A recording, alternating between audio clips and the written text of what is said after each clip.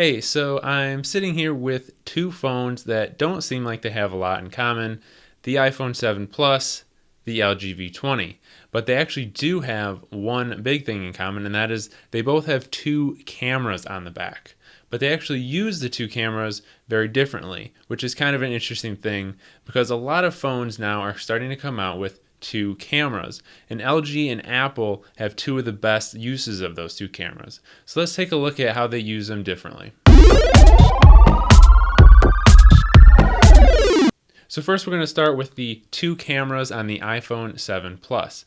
Now Apple uses the two cameras to allow you to zoom in more because, as you know, when you pinch to zoom in on a normal phone camera, the quality goes down really quick. And so what Apple has done is one of the cameras is basically a zoom lens, and you can switch between the two, and it gives you the effect of sort of having a telephoto lens, but it's actually just using two cameras in tandem.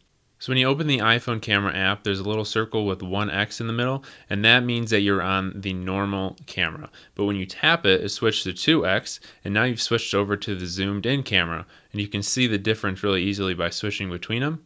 You can also use your fingers to still pinch to zoom, but the best result is going to be to stick to the 2x and take a photo that way. Now, using these two cameras, you can get much better results. If you compare zoomed in from the 1x compared to the 2x, the results look much better. And we've all had those situations where you're trying to take a picture of something with your phone and you just can't get close enough. And so you end up with a really crappy quality photo, or you just can't take the photo at all. So the iPhone 7 Plus does a good job in those situations. Now the V20 takes a different approach, same thing that we saw on the G5.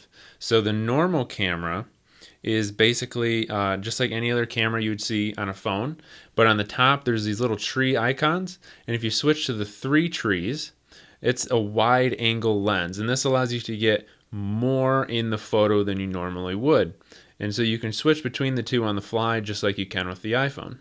And you can switch between the two and see how big of a difference it makes. You can get a lot more in a photo.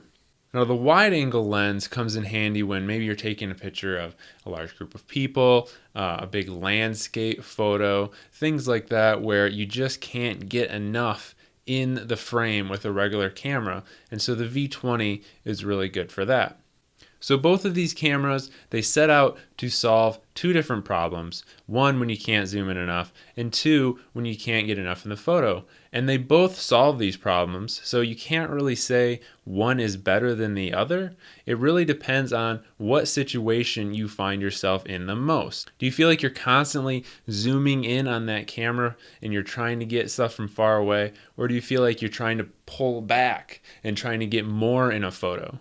That's going to depend on which one works for you. It's just interesting seeing companies use basically the same technology of putting two cameras in a phone, but doing different things with that. And maybe in the future, we'll find one that works for everyone, and that's what we're going to stick with. But right now, everyone has different ideas for what the two cameras should do. Maybe the answer is three cameras. We don't know, but I want to know from you guys, which one do you think is more useful for your life? Zooming in, wide angle, which one would you prefer on a phone? And we will see you guys next time. Later.